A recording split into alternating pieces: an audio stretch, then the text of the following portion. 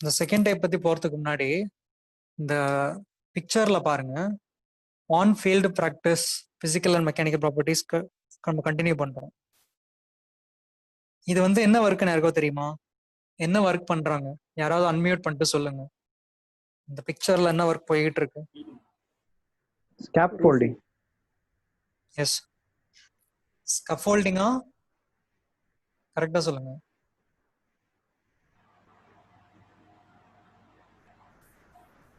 ஸ்கஃபோல்டிங்கிறது டோட்டலா வேறையா வரும். சீலிங்கா சார்? ஆமா, சீலிங் வந்து போட போறாங்க, ஸ்லாப் போட போறாங்க. அதுக்குதான் அந்த காலம், அந்த பில்லர், நம்ம பில்லர்னு சொல்லக்கூடாது, காலம் சொன்னோம் இல்லையா? ஸோ அந்த காலம் மேல சப்போர்ட்லாம் போட்டு கம்பி எரெக்ட் பண்ணி ஒர்க்ஸ் போய்கிட்டு இருக்கு. இதுக்கு பேர் வந்து சென்ட்ரிங் சொல்லுவாங்க. CENT RING. எஸ், பீம் போடுறாங்க அப்படின்னு சொல்றீங்க. Beam as well as column and slab, இது மூணும் கனெக்ட் பண்றதா வந்து நம்ம ஒரு வாட்டி RCC ஒர்க் பண்ணுவாங்க. இந்த மூணையும் கனெக்ட் பண்ணி. அண்ட் அப்பார்ட் ஃப்ரம் தட், இந்த பிக்சர் ஏன் இங்க கொண்டு வரோம்னா, இந்த சென்ட்ரிங் ஒர்க்ல இந்த முட்டுக்கட்டை வச்சிருக்காங்க இல்லையா? இந்த முட்டுக்கட்டைக்கு கீழே என்ன வைப்பாங்க கிரவுண்ட்ல? இந்த கட்டை சாயாம இருக்கிறதுக்கு, ஸ்டேபிளா இருக்கிறதுக்கு கிரவுண்ட்ல என்ன சப்போர்ட் இருக்கும் யூஸ்வலா? பிரிக். எஸ், பிரிக். இப்போ நம்ம ப்ரீவியஸா 4 டைப் ஆஃப் பிரிக் பார்த்தோம் இல்லையா? First, second, third and fourth. அதுல எந்த பிரிக் வந்து இதுக்கு சூட்டபிளா இருக்கலாம்னு நினைக்கிறீங்க? ஏன்னா we are going to see about application. ஒரு பிரிக்கும் எந்த இடத்துல அப்ளை பண்ணலாம், பண்ண வேணான்ட்டு. Any idea? First class brick. First class brick sir. First class brick பொறுத்த வரைக்கும் அதுக்கு வந்து ஒர்த் அதிகம்.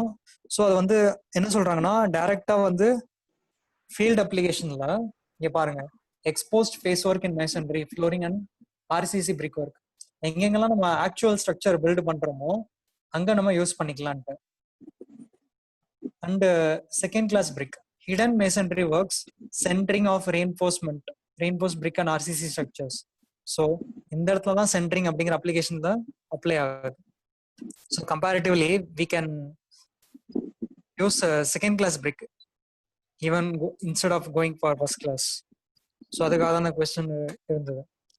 தேர்ட் கிளாஸை பாருங்க, just for temporary structure build பண்றதுக்கு, ஒரு சின்ன ஷெட்டோ அது பண்றதுக்கு நமக்கு third class will be enough.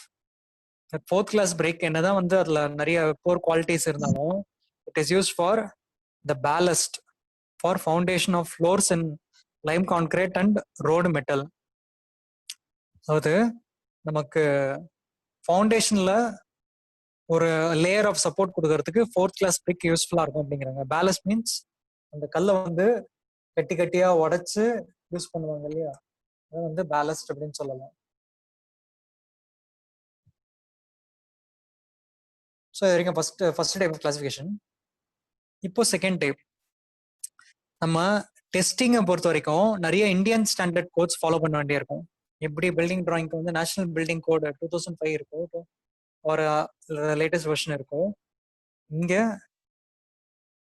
நிறைய மோஸ்ட் ஆஃப் த சப்ஜெக்ட்ஸ்ல டிசைன் ஓரியன்டா இல்ல டெஸ்டிங் ஓரியன்டா இங்க கவர் பண்ணும்போது Indian standard codes will be useful. எல்லா கோடுமே இந்த ஃபார்மேட்ல தான் இருக்கும், இந்த பேஜ்ல இருக்கிற பிக்சர் ஃபார்மேட்ல தான் இருக்கும். அது அந்த புக்கோட ஸ்கிரீன்ஷாட். அது இந்தியன் ஸ்டாண்டர்ட் 1077 இஸ் ஃபார் என்னென்ன ஹெட்டிங் பாருங்க, common burnt clay building BRICS, அதோட ஸ்பெசிஃபிகேஷன் தெரிஞ்சுக்கிறதுக்காக.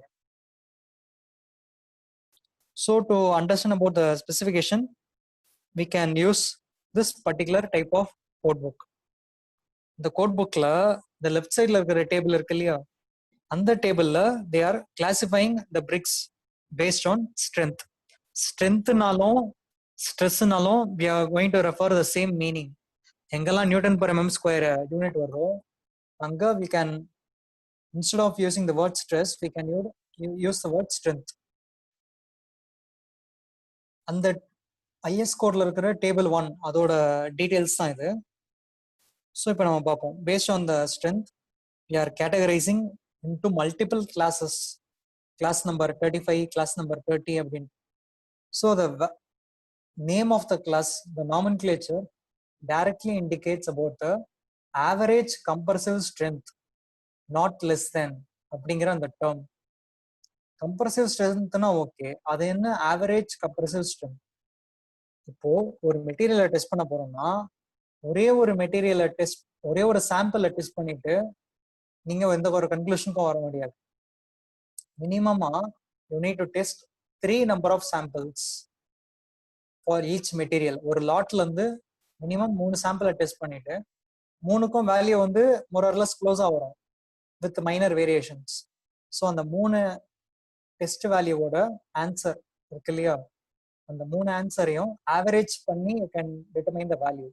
That is average compressive strength.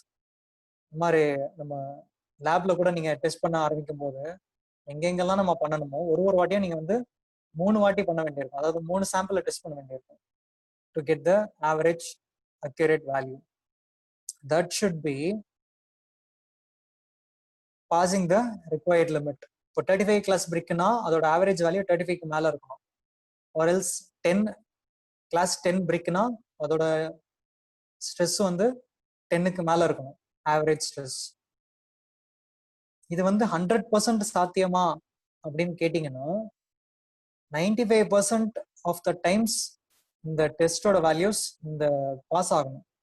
ஒரு லாட்ல எடுக்கிற சாம்பிள் 3 சாம்பிள் எடுத்து டெஸ்ட் பண்றோம், it should pass 95% of the test அப்படின்ட்டு சொல்ல வராங்க. அது வந்து டீட்டெயிலா என்ன அப்படிங்கிறது கான்கிரீட்ல போகும்போது நம்ம பார்ப்போம்.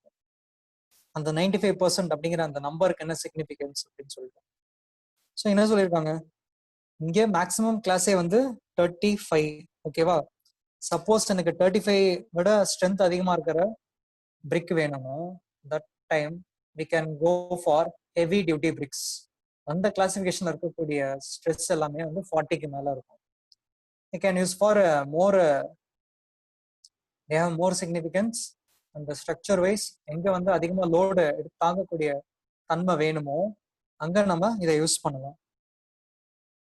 ஓகே, நெக்ஸ்ட் போறதுக்கு முன்னாடி பிரிக்ஸ்லயே கன்ஸ்ட்ரக்ஷன் மெத்தட்ல எது சரி எது தப்புன்னு ஒரு எக்ஸாம்பிள் இருக்கு. இங்க இவங்க சென்டரிங் பண்ணிட்டு இருக்காங்க. ஆல்ரெடி இவங்க பில்ட் பண்ணிருக்கிறது என்னன்னு பாத்தீங்கன்னா காலம் மட்டும் பில்ட் பண்ணிருக்காங்க. ஓகேவா? அந்த பர்சன் வந்து மேல நின்றுட்டு இருக்காங்க, சுத்தி வந்து கிரவுண்ட் ஃப்ளோர் இருக்கு. அந்த கிரவுண்ட் ஃப்ளோர்ல எங்கேயுமே வந்து பிரிக் வால் கட்டல. பிரிக் வால் கட்டாம அவங்க பாட்டு எரெக்ட் பண்ணிட்டு இருக்காங்க அடுத்த ஃப்ளோருக்கு. இது கரெக்டா தப்பா? பிரிக் வால் நினைச்சிருந்தா அவங்க முன்னாடியே கட்டியிருக்கலாம், ஆனா அவங்க கட்டல. இது கரெக்டா தப்பா இவங்க பண்ற ப்ரொசீஜர்? ஏன்னா கிரவுண்ட் ஃப்ளோருக்கு வால். ஓகே, கரெக்ட்ங்கிறீங்க. சப்போஸ் பிரிக் வால், அப்படியே லைன்ல இருங்க, சப்போஸ் பிரிக் வால் கட்டுனா அது ஏன் தப்பு?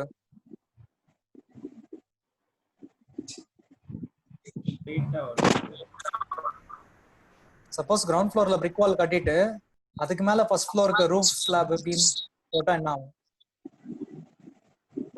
கிரவுண்ட் ஃப்ளோர்ல பார்க்கிங் இடம் இருக்காது. ஓகே, நீங்க வந்து அந்த ஓரியன்டேஷன் ஆஸ்பெக்ட்ல நீங்க சொல்றீங்க. ஸ்ட்ரக்சரல் ஆஸ்பெக்ட்ல என்ன ஆகும்னு தெரியுமா? ஸ்டெபிலிட்டி குறையும் சார். ஸ்டெபிலிட்டி அது எப்படி சொல்லலாம்னா மெயினா ப்ராஃபிட் பாக்குறவங்க என்ன பண்ணுவாங்க தெரியுமா? பிரிக்ஸை வந்து ஃபர்ஸ்டே கீழே கட்டிடுவாங்க. கீழே கட்டிட்டு பிரிக்குக்கு மேலேயே பீமை போடுவாங்க. இது எதுக்காக? சென்டரிங்க வந்து நிறைய சப்போர்ட்ஸ் தேவைப்படுது. நான் ஒரு ரூஃபை வந்து தாங்கி பிடிக்கணும் அப்படின்னா அதுக்கு நிறைய டெம்பரரி ஸ்ட்ரக்சர் தேவைப்படுது. அந்த டெம்பரரி ஸ்ட்ரக்சர் தான் கட்டெல்லாம் விட்டு முட்டுக்கட்டை விட்டு சப்போர்ட் பண்றாங்க. ஸோ அந்த டெம்பரரி ஸ்ட்ரக்சர் பில்ட் பண்ணணுமே, பீம் எல்லாம் அந்த டெம்பரரி ஷீட் மேல தாங்கி வச்சு பிடிக்கணுமே அப்படிங்கிறதுக்காக தப்பா என்ன பண்றாங்க, முன்னாடியே பிரிக் வால் கட்டிட்டு அந்த பிரிக் வால் மேலேயே பீம் சப்போர்ட் பண்ணிக்கலாம் அப்படின்ட்டு they are going for the reverse process. அது வந்து ரொம்ப தப்பான விஷயம். ஸோ எங்க ஒரு கன்ஸ்ட்ரக்ஷன் நீங்க பார்த்தாலும் ஒரு ஆர்சிசி, இதான் வந்து ஆர்சிசி ஃப்ரேம்னு சொல்லுவாங்க.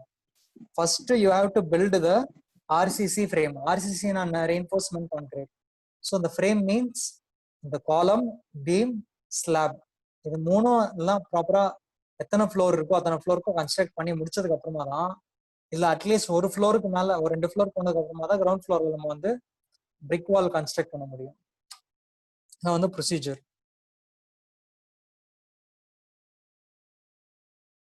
ஸோ இது வரைக்கும் பார்த்துருவோம் செகண்ட் கிளாசிஃபிகேஷன். ஏன்னா இதை ஏன் தெரியுமா சொல்றேன், ஸ்ட்ரென்த் படி பாத்தீங்கன்னா உங்களுக்கு பிரிக்கோட கிளாஸ்ல வந்து ஸ்ட்ரென்த் கம்மியா இருக்கலாம்.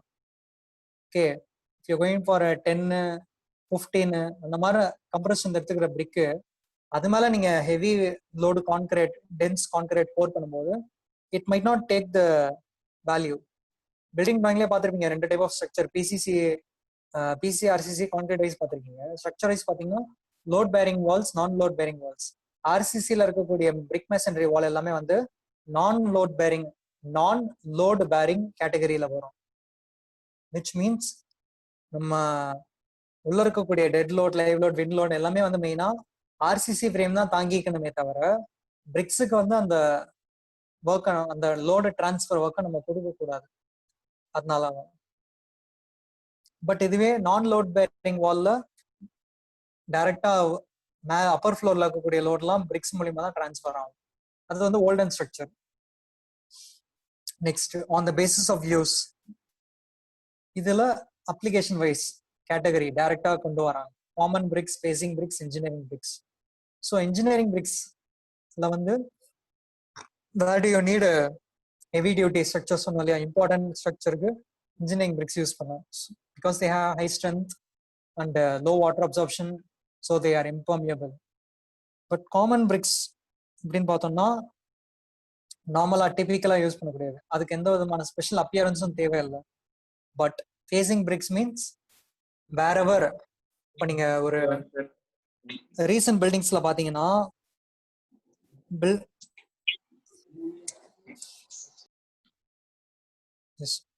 ரீசன்ட் பில்டிங்ஸ்ல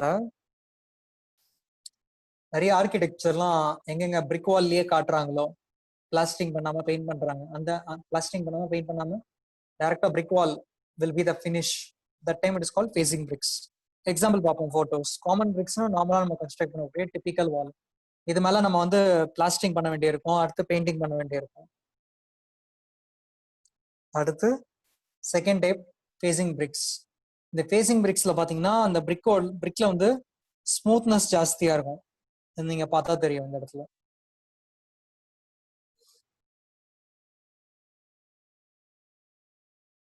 அடுத்து engineering BRICS for heavy duty works. அதுல ஏன் ஹோல்ஸ் இருக்கு அப்படின்னு சொல்லிட்டு நம்ம நெக்ஸ்ட் கேட்டகரி வேற கிளாசிஃபிகேஷன்ல பார்க்கும்போது தெரியும். அடுத்து on the base of finish. இப்போ நம்ம ஃபேசிங் பிரிக்ஸ் சொன்னோம் இல்லையா, ப்ளீசிங் அப்பியரன்ஸ் வேணும்ன்ற, அப்போ அதுல நம்ம எந்த டைப் ஃபாலோ பண்ணலாம்? சாண்ட் ஃபேஸ்ட் பிரிக்கா இல்ல ரஸ்டிக் பிரிக்கா? It is all about the texture on the surface. நம்ம அந்த சர்ஃபேஸை ஸ்கிராச் பண்ணி பார்த்தோம், ஜஸ்ட் கையால ஸ்கிராச் பண்ணி பார்த்தோம்னா நம்ம அந்த ஸ்மூத்னஸ் ஆர் அந்த ஹார்ட்னஸ் எப்படி இருக்கு அப்படிங்கிறத பொறுத்து. For sand based brick the surface will be of sand, sprinkled sand, அந்த சாண்ட் எஃபெக்ட் இருக்கும் டெக்ஸ்சர்ல. பட் இதுவே ரெஸ்டிக் பிரிக்ல வந்து மெக்கானிக்கலி டெக்ஸ்சர்டு. ஃபார் எக்ஸாம்பிள் நம்ம வால்ஸ்ல வந்து we can use many agents like chemical agents, foreign agents, அதெல்லாம் அப்ளை பண்ணி ஒரு டெக்ஸ்சர், அந்த glossy or opacity அதை நம்ம கண்ட்ரோல் பண்ணிக்கிறதுக்கு ஆர்கிடெக்சர்ல we can use mechanical textures to give a glossy or opaque finishes. So sand faced பிரிக்ல நம்ம sprinkle பண்ண மாதிரி இருக்கும் எஃபெக்ட். அண்ட் ரஸ்டிக் பிரிக்ஸ்ல யுவர் இதுல நீங்க பாத்தீங்கன்னாலும் தெரியும், இந்த போட்டோவை பாத்தீங்கன்னாலே அந்த பிரிக்கை தொட்டு பாத்தீங்கன்னா உங்களுக்கு என்ன ஃபீல் கிடைக்கும், you can able to recognise. ஒரு ஸ்மூத் ஃபீல் இருக்கும் அந்த பர்டிகுலர் இந்த ரைட் சைட் போட்டோல. அந்த ஒரு மார்பிள் ஃபினிஷ் மாதிரியோ இல்ல நம்ம கொண்டு வரலாம். ஒரு தின் ஃபிலிம் ஆஃப் லேயர் வந்து மெக்கானிக்கலா டெக்ஸ்சர்ல ஆட் பண்ற மாதிரி. இந்த மாதிரி பிரிக்ஸ் எங்க சார் யூஸ் பண்ணுவாங்க? நம்ம ஆர்கிடெக்சர்ல பாத்தீங்கன்னு வச்சுக்கோங்களேன், ஒரு கமர்ஷியல் பில்டிங்ஸ்ல நிறைய நான் உங்களுக்கு நெக்ஸ்ட் கிளாஸ்ல வேணா நம்ம அந்த பில்டிங்கோட போட்டோ நம்ம டைரக்டா பார்க்கலாம். எங்கெங்கெல்லாம் பிரிக் வால், இப்போ நீங்க ஒரு வாலுக்கு போறீங்க, அங்க வந்து தீம் வச்சிருப்பாங்க கரெக்டா. ஒரு கமர்ஷியல் ஸ்பேஸ்லயும் there will be some themes. So அவங்க தீம்லயே ஈவன் சம் ரெஸ்டாரண்ட்ஸ்ல கூட பாத்தீங்கன்னா வால் அப்படியே பெயிண்ட் பண்ணாம இந்த மாதிரி டெக்ஸ்சர்டு ஃபினிஷ் கொடுத்துட்டு அது மேல ஃப்ரேமோ இல்ல பேக்ரவுண்ட் ஏதாவது வைக்க வேண்டியது வச்சிருவாங்க. ஸோ இந்த மாதிரி டைப்பை வந்து நீங்களும் பாருங்க. I will also collect some photographs of the actual buildings and அதோட walls. We can see in the next class about it.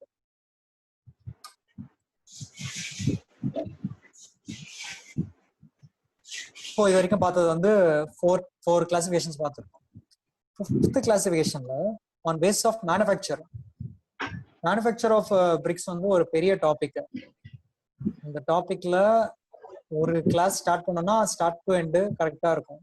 So next class we have planned to go for manufacture. எந்த சீக்வன்ஸ் இருக்கு நமக்கு நார்மலா தெரிஞ்சது என்னன்னா அது வந்து செங்கல் சூளையில செய்வாங்க, எரிப்பாங்க, எரிச்சா கிளேவை எரிச்சா செங்கல் கிடைக்கும் அப்படிங்கிறது நமக்கு ஜென்ரலா தெரிஞ்சது. பட் அதுக்கு முன்னாடி என்ன ப்ராசஸ் இருக்கு, பின்னாடி என்ன ப்ராசஸ் இருக்கு, டீட்டெயிலா பார்ப்போம். ஸோ என்னென்ன டைப்ஸ் இங்க கிளாசிஃபிகேஷன். ஹேண்ட்மேடு பிரிக்ஸ், அந்த ப்ராசஸ்ல இருக்கக்கூடிய ஆப்ரேஷன் எல்லாமே மெக்கானிக்கலா பண்ணாம மேன்மேடு. ஃபர்ஸ்ட் டூல்ஸ் யூஸ் பண்ணுவோம், ஓகே, பட் மிஷின்ஸை யூஸ் பண்ணாம வெறும் டூல்ஸை யூஸ் பண்ணி ப்ராடக்ட் கொண்டு வரது ஹேண்ட்மேடு பிரிக்ஸ். செகண்ட் கேட்டகரி வந்து மிஷின் மேடு பிரிக்ஸ். உங்களுக்கு டிஃபரன்ஸ் என்னன்னு தெரியுதா? Can you tell any one difference between man-made machine Medu BRICS? இங்க வந்து அந்த போட்டோகிராஃப்ல என்ன பண்ணிட்டு இருக்காங்க?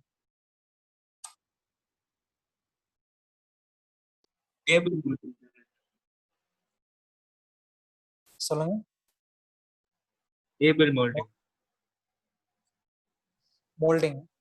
மோல்டிங் வந்து அந்த கட் பண்றாங்க. ஒரு கிளேவை வந்து எப்படி நம்ம மாவெல்லாம் உருட்டுறாங்கல்ல, சமைக்கும் போது மாவெல்லாம் உருட்டிட்டு தனித்தனி பீஸா பிரிப்பாங்க சப்பாத்தி மாவு. அதே மாதிரிதான் இங்க ஒரு கிளே மோல்ட் ரெடி ஆனவனே அது காஞ்சதுக்கு அப்புறமா we need to separate into equal parts. இப்போ இந்த டைரக்ஷன்ல வச்சு கட் பண்றாங்க. So each cutting piece will be exactly equal to the width of the brick. width of the brick வந்து கரெக்டா மெஷர் பண்ணி அதுக்கேற்ற மாதிரி ஆட்டோமேட்டிக்கா கட் பண்ணிட்டே வந்தோம்னா we can get more accuracy.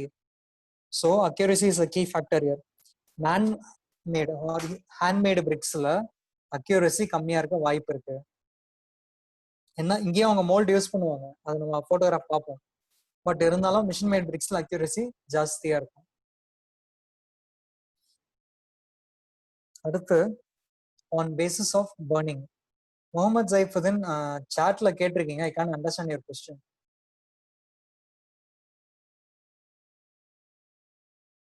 Okay, நம்ம கண்டினியூ பண்ணுவோம்.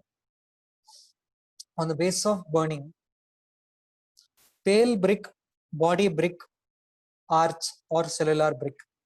இந்த பேருக்கு பக்கத்துல ஜஸ்ட் பிராக்கெட்ல வந்து நம்பர் போட்டிருக்கேன். ஏன்னு தெரியுதா? ஏன் வந்து நம்பர் போட்டிருக்கோம் பிராக்கெட்ல? டெயில் பிரிக் பிராக்கெட்ல 3, பாடி பிரிக் பிராக்கெட்ல 1 and 2. Class, first class, second class, third class, fourth class. Yes, it directly refers to the class. ஏன்னா டிஸ்கிரிப்ஷன்ல பாத்தீங்கன்னா பேல் பிரிக்னா underburnt bricks which is third class. இதுவே ஆர்ச் பிரிக் பாத்தீங்கன்னா பிராக்கெட்ல 4 போட்டிருக்கேன் which is overburnt bricks. அங்க சொன்ன விஷயத்தை தான் இங்க வந்து நம்ம எலாபரேட்டா பாக்குறோம். Next on basis of types. இதுக்கு முன்னாடி சொன்ன கிளாசிஃபிகேஷன்ல வந்து நிறைய ப்ராப்பர்ட்டி இருந்தது, strength, finish, at what tools they are using, இந்த மாதிரி. But now some general type of bricks. Solid bricks, இதுல முக்கியமா ஹோல்ஸ், நம்ம ஒரு பிக்சர்ல பார்த்தோம் இல்லையா, இன்ஜினியரிங் பிரிக்ஸ்ல ஹோல்ஸ் இருந்தது. அந்த மாதிரி ஹோல்ஸ் வச்சிருக்கிற பிரிக் வந்து they can use for illumination. இப்போ வந்து ஒரு அவுட்டோர்ல இருக்கும், ஒரு அவுட்டோர்ல ஒரு பார்ட்டிஷன் வால், உங்களுக்கு பார்ட்டிஷன் வால் என்னன்னு தெரியும், 4.5 inch 4.5 inch thickness wall. இந்த வால் லே பண்றோம் ஜஸ்ட் ஃபார் பார்ட்டிஷன்.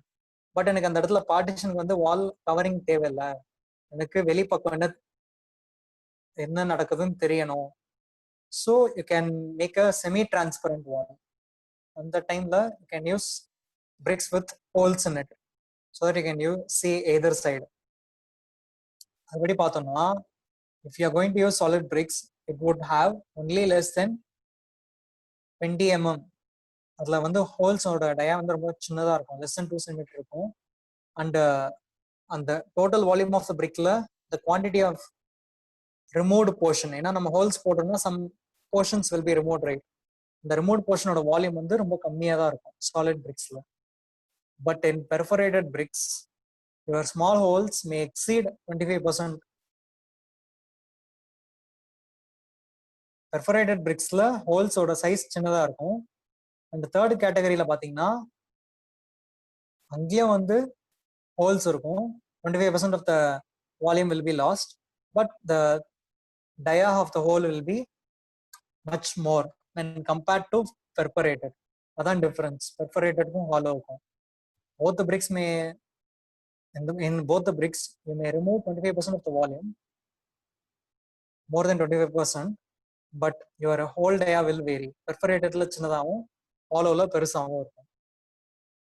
லாஸ்டா வந்து பாத்தீங்கன்னா செல்லுலார் பிரிக். செல்லுலார் பிரிக் பொறுத்த வரைக்கும் ஒரு ஃபேஸ்ல மட்டும் ஹோல்ஸ் இருக்கும், இந்த அனதர் ஃபேஸ்ல ஹோல்ஸ் இருக்காது, அது வந்து ஃபுல்லி க்ளோஸ்டா இருக்கும். It is cellular. ஸோ நம்ம பிக்சர்ஸ் பார்க்கணும். ஒன்று பெர்ஃபோரேட்டட் பிரிக் பாருங்க, இங்க இருக்கக்கூடிய ஆட்டோமேட்டிக்கா தருது the volume of removed portion obviously would have exceeded 25%, but the holes ஓட சைஸ் வந்து சின்னதா இருக்கும். இதை எங்கேயாவது பார்த்துருக்கீங்களா? இருங்க நெக்ஸ்ட் ஸ்லைட் காட்டுறேன். பாருங்க, பார்ட்டிஷன் வாலை வந்து இந்த மாதிரி நம்ம டிசைன் பண்ணலாம். so that you can improve the illumination inside the room. Okay, இந்த மாதிரி வால்ஸ் பார்த்துருக்கீங்களா யாராவது? Yes sir. எங்க எங்க பார்த்துருக்கீங்க?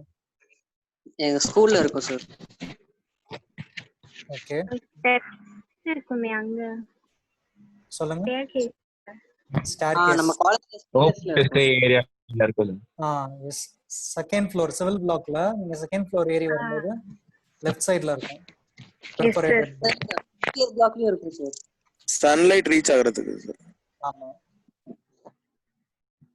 ஓகே. ஆமா, ஃபர்ஸ்ட் இயர் பிளாக்லயும் இருக்குல்ல. Yes sir. சிவில் பிளாக்லயும் செகண்ட் ஃப்ளோர் ஏறி வரும்போது மேல இருக்கும். நெக்ஸ்ட் பாத்தீங்கன்னா ஹாலோ பிரிக்ஸ். இங்க நம்பர் ஆஃப் ஹோல்ஸ் கம்மி, but the volume of portion removed same, exceeding 25%. Then difference between perforated and hollow bricks. நீங்க டிராயிங் பண்ணும்போது என்ன பண்ணணும், இங்க பாத்தீங்கன்னா தெரியும் பெர்ஃபரேட்டடை விட இங்க வந்து the number of holes வந்து கம்மியா இருக்கும். Sometimes the names may be interchangeable, but technically அதான் மீனிங் டிஸ்கிரிப்ஷன்ல என்ன கொடுத்துருக்கோம். இதே மாதிரி இந்த லாஸ்ட் டைப் பாருங்க, இதுல செல்லுலார் பிரிக்ஸ். ரெண்டுமே சேம் இமேஜ் தான், பட் உள்ள டெப்த்ல அட் பேக் எண்ட் க்ளோஸ்டா இருக்கு அப்படின்னு காட்டியிருக்காங்க லெஃப்ட் சைடு இமேஜ்ல. செல்லுலார்.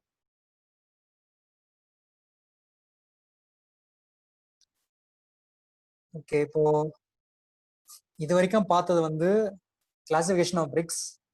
இது ஒரு இம்பார்ட்டன்ட் 13 மார்க்கா கன்சிடர் பண்ணலாம். அது மட்டும் இல்லாமல் terminologies also very important. For example part சில டீட்டெயிலாக கேட்குறாங்கன்னு வச்சுக்கோங்க, வெறும் நீங்க வந்து கிளாசிஃபிகேஷன் மட்டும் எழுதுனா பத்தாது, நிறைய பிக்சர்ஸ் வரையணும். And you should able to tell that you know all the important terms involve in brick masonry. Next manufacturing of bricks ஒரு ஸ்டெப்பா எப்படி பண்ணுவாங்க அப்படிங்கறது காட்டுறதுக்கு முன்னால இன்னைக்கு நம்ம பார்க்க போறது சில பிக்சர்ஸ் மட்டும். அந்த டேர்ம்ஸ் என்னென்னு தெரிஞ்சுக்கணும் நீங்க அதுக்காக. ஃபார் எக்ஸாம்பிள் செங்கல் சூளை அப்படிங்கிறது தமிழ் வேர்டு, அதுக்கு இங்கிலீஷ்ல என்னன்னு பார்த்தோம்னா கில்ன், KILN, கில்ன். இந்த மாதிரி சில போட்டோகிராஃப்ஸ்லாம் இப்போ பார்ப்போம்.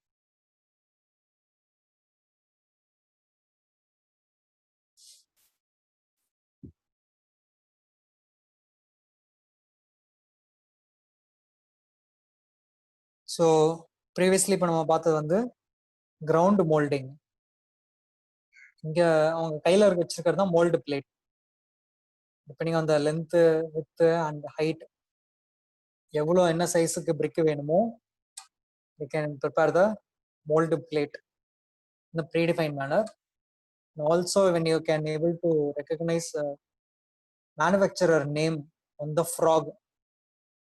ஸோ ஒன்ஸ் என்ன பண்ணுவாங்கன்னா மோல்டில் ஃபுல்லாக ஃபில் பண்ணிட்டு மேனுஃபேக்சரர் பிளேட்ல அந்த ஃப்ராக் அந்த டிப்ரெஷன் எவ்வளோ வேணுமோ அதை வச்சு அப்படியே அமுத்திடலாம்.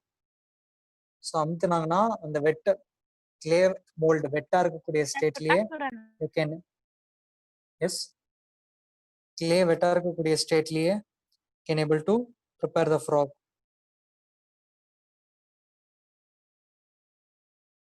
அடுத்து irrespective of ground molding, there's also another process called table molding. இங்க மேல டிவைஸ் இருக்கும், இந்த டிவைஸ்ல கொஞ்சம் கொஞ்சமா கிளே எடுத்து available to stamp the required size.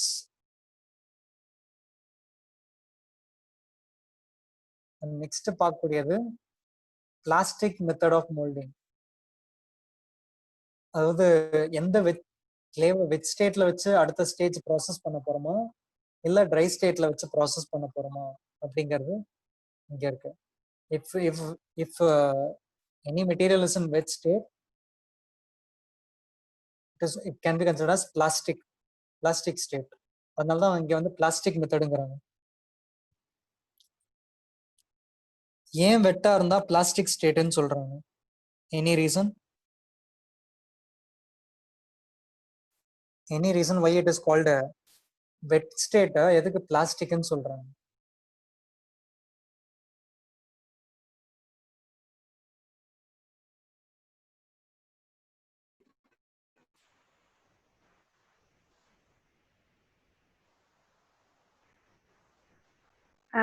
Maybe அதுக்கு என்ன ஷேப் வேணாலும் கொடுக்கலாம் வெட்டா இருக்கும் போது, ஸோ அதனால சார். எஸ், ஏன்னா வெட் ஸ்டேட்ல இருக்கும்போது, அதாவது பிளாஸ்டிக் ஸ்டேட்ல இருக்கும்போது you can still able to modify the shape and size. But once it becomes try, அதை வந்து திருப்பி cannot able to mold. கரெக்டா? அதனால தான் வெட் ஸ்டேட் வந்து பிளாஸ்டிக் மெத்தடுன்னு சொல்றாங்க. அண்ட் ஒன்ஸ் வந்து உங்க மோல்ட கில்ன், அதாவது சூளையில வச்சு பர்ன் பண்றதுக்கு முன்னால you should have to make it dry. அது நல்லா காய வைக்கணும் வெயில்ல. இப்போ இதுவே மழை சீசன்ல வந்து மேனுஃபேக்சரிங் ப்ராசஸ் பண்றாங்கன்னா, இப்போ லேட்டஸ்டா கொஞ்ச நாள் மட்டும் நியூஸ்லயும் காமிச்சிருந்தாங்க, உங்க சவுத்ல வந்து அடிக்கடி மழை பெஞ்சிட்டு இருக்கு இல்லையா? மழை பெய்யும் போது அந்த செங்கல் மேனுஃபேக்சரிங் வந்து பாதிப்பு ஏற்பட்டிருக்கு அப்படின்னு சொல்லிட்டு. ஓகே, ஸோ நேச்சுரல் ஏர் ட்ரையர்னா ஜஸ்ட் சன்லைட்ல ஓப்பனா இந்த மாதிரி ஸ்டாக்கா அடுக்கி கேப் விட்டு டிஸ்டன்ஸ் விட்டு காய வைக்கிறது. It is natural air dryer. And next பார்க்கும்போது டனல் ட்ரையர். இங்க we are giving artificial heat. அதான் பர்னிங், ஆர்டிஃபிஷியலா வந்து ஹாட் ஏரை வந்து டனல் வழியா இன்ஜெக்ட் பண்றது மோல்ட காய வைக்கிறதுக்கு.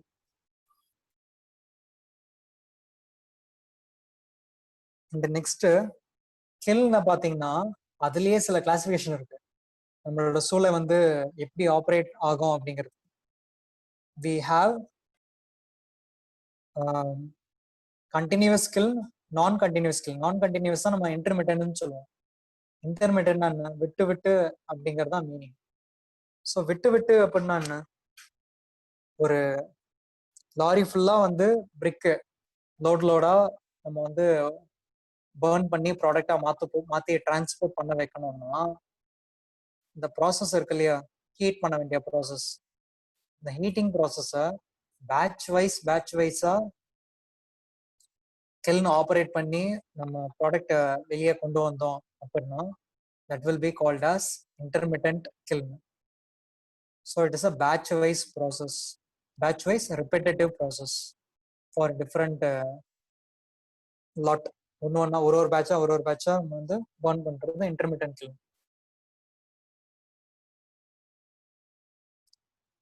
Next, intermittent opposite என்ன, continuous kiln. In continuous kiln we have two famous structure facility.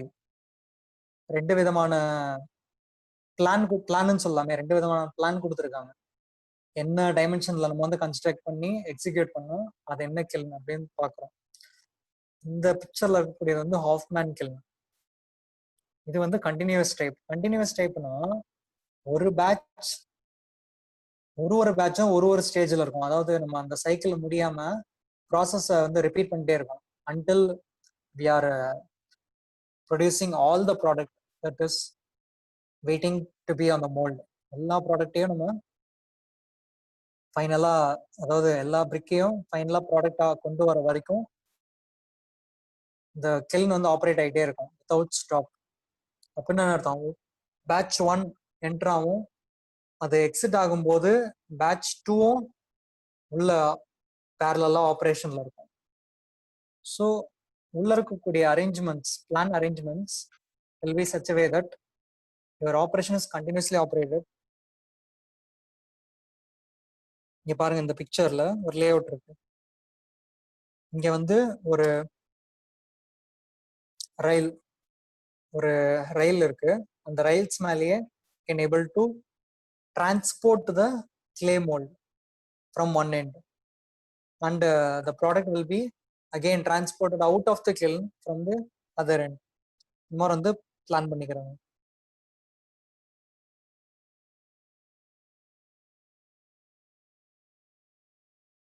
Now you can able to see the plan and as well as section.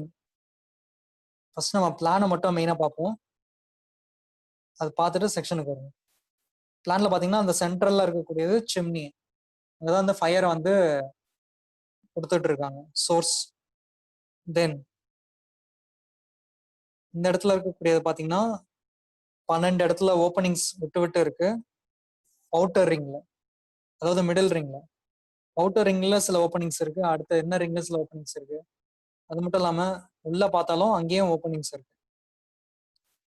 This will able to ensure, அது மட்டும் இல்லாம இந்த direction பாருங்க, rotation எங்க start பண்ணி எங்க முடிக்கணும் அப்படின்ட்டு they are given the anti-clockwise direction of operation.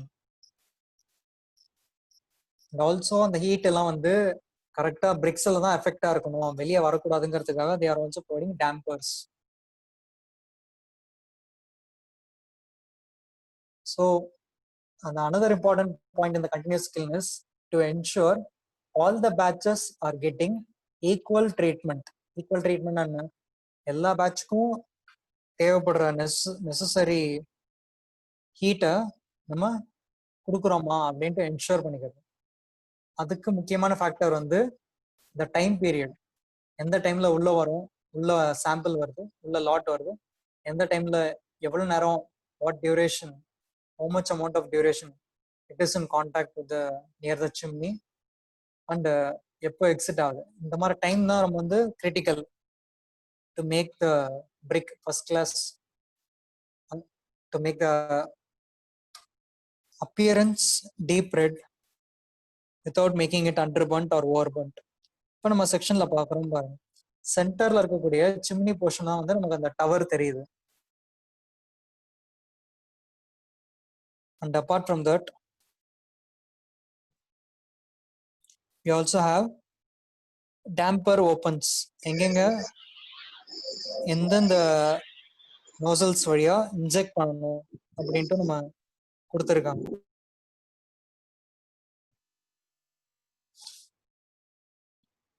இதை வந்து நம்ம மேனுஃபேக்சரிங் ப்ராசஸ்ல லாஸ்ட் ஸ்டெப்ல டீட்டெயிலா பார்ப்போம். பட் உங்களுக்கு ஒரு சின்ன இன்ட்ரோடக்ஷன் மாதிரி என்னென்னலாம் ஒரு டாபிக்ல கவர் ஆகும் அடுத்த டாபிக்ல இதுக்கு முன்னாடி பார்த்தது ஆஃப்மேன் கில்ன், இப்போ பார்க்கறது வந்து புல்ஸ் ட்ரென்ச் கில்ன்.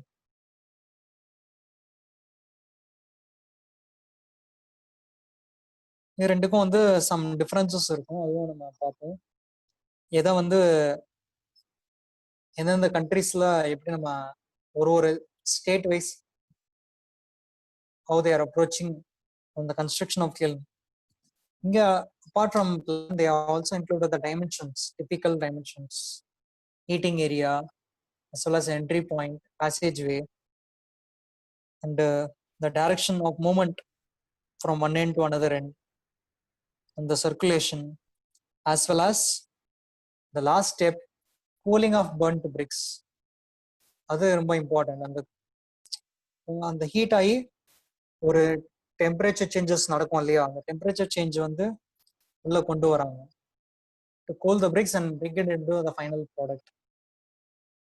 அது வந்து நம்ம கிராஃபிக்கலாக நம்ம பார்க்கலாம், எந்தெந்த ஸ்டேஜில் வந்து எவ்வளோ ஹீட், பிரிக் வந்து எவ்வளோ ஹீட்டாக இருக்கணும் இருக்கக்கூடாது அப்படிங்கிறத நம்ம பார்க்கலாம் கிராஃபிக்கலாக.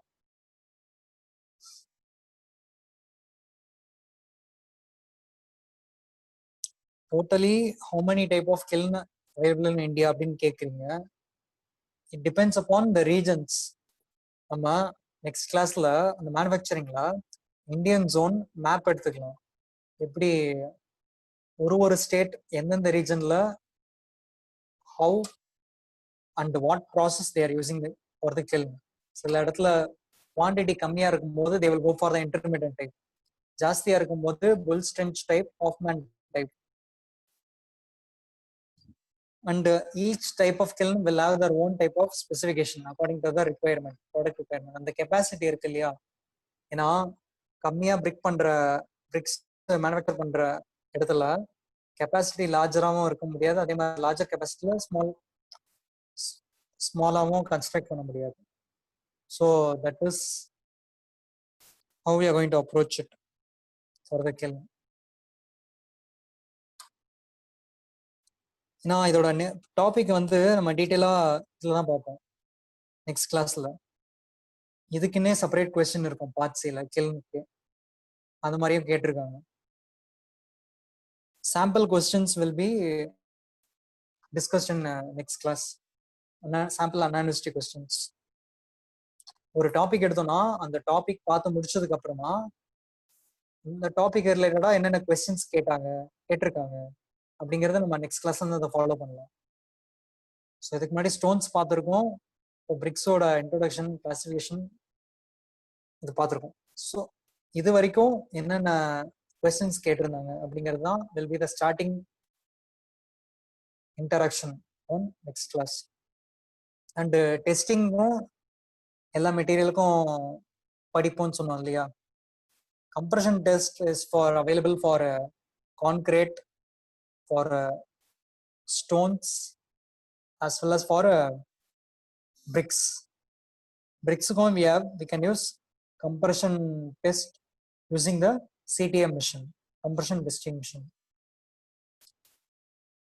நம்ம மிஷின்ல இருக்கக்கூடிய மேக்ஸிமம் கெப்பாசிட்டி வந்து 2000 kilonewton load. We can apply a maximum load of 2000 kilonewton on our college CTM machine.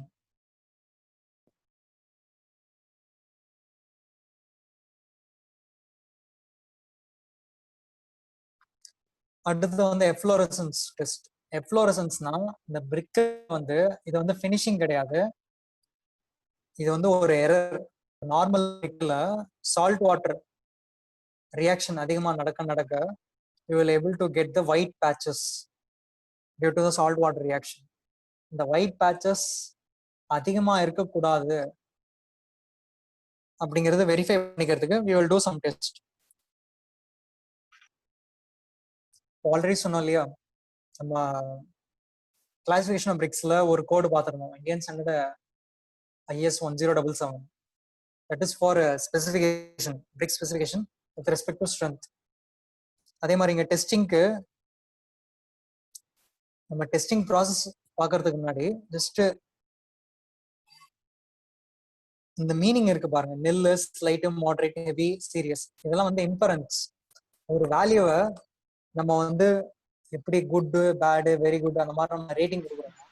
அதே மாதிரி நம்ம எந்த டெஸ்ட் பண்ணாலும் அந்த டெஸ்டோட ratings values will be inferred in a description form. அந்த மாதிரி டிஸ்கிரிப்ஷன் ஃபார்முக்கு கொண்டு வரதுக்கு பேர் தான் இன்ஃபரன்ஸ். நில் அப்படின்னு என்ன அர்த்தம் நமக்கு ஆப்வியஸா தெரியும். நம்ம டெஸ்ட் பண்ண பிரிக்ல எந்த ஒயிட் பேட்சஸும் இல்லைன்னா தட் இஸ் நில். தென் ஸ்லைட். உங்க பிரிக்கோட எக்ஸ்போஸ் ஏரியால if there is less than 10% of patches, then it is called slight. Moderate. When you have a heavier deposit of bricks, இந்த பிரிக்ஸ்ல ஒயிட் பேட்சஸ் வந்து கவரிங் அப் டு 50%. ஸோ இந்த மாதிரி different type of நம்ம ரிசல்ட்டையே வேற வேற ரேஞ்சா பிரிக்கிறோம். இதுக்குள்ள வந்தா என்ன மீனிங், இதுக்கு ஜாஸ்தியா போச்சுன்னா என்ன மீனிங். ஒரு டெஸ்ட் ரிசல்ட்டை மல்டிபிள் வெரைட்டியா ப்ரீடிஃபைண்டா பிரிச்சு வச்சுட்டு அது ஒன்னொன்னுக்கும் நம்ம நேம் கொடுக்குறோம். நெல், ஸ்லைட், மாடரேட், சீரியஸ். எப்படி வந்து ஒரு எர்த் குவேக் வருது அப்படின்னா அந்த எர்த் குவேக் வந்து கொடுப்பாங்க இவ்வளவு ரிக்டருக்கு மேல வந்தா சீரியஸ், வெரி சீரியஸ், டேஞ்சர் அப்படின்னு சொல்லிட்டு அந்த அலர்ட் லெவல். அதே மாதிரிதான் நம்ம டெஸ்ட் பண்ணும்போது அந்த மெட்டீரியலோட ப்ராப்பர்ட்டி, எந்த ப்ராப்பர்ட்டி டெஸ்ட் பண்ண போறோம், ஸ்ட்ரென்த்தா இல்ல அப்சார்ப்ஷனா இல்ல இந்த மாதிரி எஃப்ளோரசன்ஸா, அதை நம்ம அதோட யூனிட் என்னவா வரும், வேல்யூட யூனிட். ஸ்ட்ரென்த்தா இருந்ததுன்னா நியூட்டன் பெர் மீட்டர் ஸ்கொயர், அப்சார்ப்ஷன்னா பெர்சன்டேஜ், தென் எஃப்ளோரசன்ஸ்னா இந்த மாதிரி இங்கேயும் பெர்சன்டேஜ் தான் but in terms of exposed area. So you need to first clearly understand what unit in the units la answer எடுக்க போறோம் and அந்த ஆன்சரோட லிமிட்ஸ் நம்ம செட் பண்ணிக்கிறோம். That is how we are going to conclude our brick quality. குவாலிட்டியை வந்து நம்ம சரி பார்க்கறது தான் நம்ம டெஸ்ட் பண்ணிக்கிட்டே இருக்கோம் in different properties. The testing methods will vary for different materials. கான்கிரீட்னா அதுக்கு சில டெஸ்டிங் இருக்கும். பிரிக்குக்கு இந்த மாதிரி 3 டெஸ்ட் இருக்கு ப்ரிடாமினன்ட்டா. ஸ்டோனுக்கு வேற டெஸ்ட் இருந்தது, ஹார்ட்னஸ், டஃப்னஸ்ன்னு சொல்லிட்டு. எல்லாமே வந்து ப்ராப்பர்ட்டியோட கனெக்டட். நம்ம ஃபர்ஸ்ட் இந்த மெட்டீரியல்ல அதோட ப்ராப்பர்ட்டி என்னன்னு படிக்கிற மாதிரி அந்த டாப்பிக்கை படிச்சு முடிக்கும் போது அதோட டெஸ்டிங் என்னென்ன அப்படின்னு பார்ப்போம். ஸோ இன்னைக்கு கிளாசிஃபிகேஷன் தான் நம்ம டீட்டெயிலாக பார்த்துருக்கோம். மேனுஃபேக்சருக்கும் டெஸ்டிங்க்கும் இப்போ நான் சின்ன இன்ட்ரோடக்ஷன் தான் கொடுத்துருக்கேன். So that you may be able to நீங்க வந்து முன்னாடி தெரிஞ்சுக்கலாம். ஓகே நம்ம இதை தான் பார்க்க போறோம், இதோட அவுட்லைன் நீங்க வந்து ஆல்ரெடி தெரிஞ்சுக்கிட்டோங்கிறத என்ஷூர் பண்ணிக்கலாம் நீங்க. தட் இஸ் வை இப்போ இருக்கிற இந்த டைம்ல வந்து நம்ம ரிமைனிங் டைம்ல அதை பார்த்துருக்கோம்.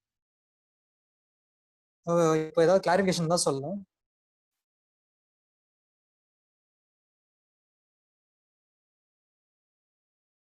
Yes, do you have any clarification?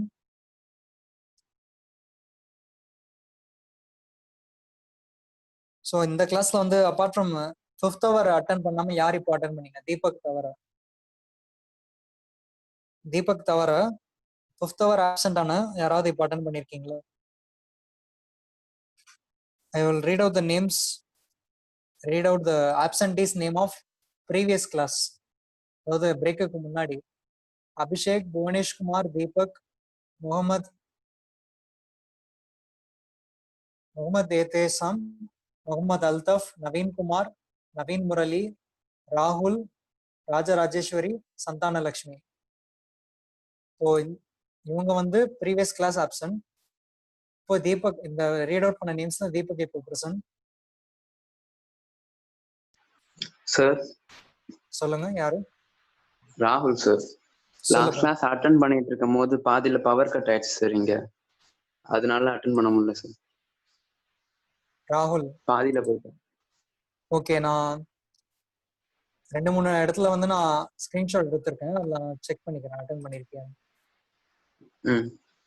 Okay, so no அது ப்ராப்ளம் இல்லை. ஓகே சார், கிளாஸ்ல எனி அதர் சஜஷன்ஸ்?